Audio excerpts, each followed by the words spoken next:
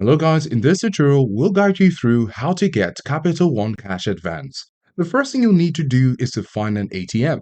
Now it doesn't have to be a Capital One ATM, but non-Capital One ATMs may charge you additional fees. Then next, you will insert your card into the ATM and enter your card's PIN.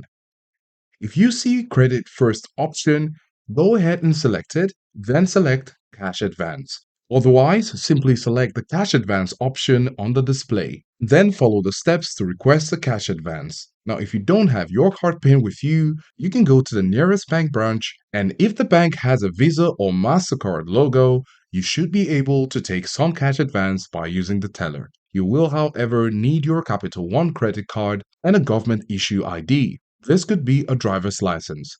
Do take note that there are charges to getting cash advance in a bank or an ATM other than Capital One ATM. And with these tips, let us know if this was helpful and thanks for watching.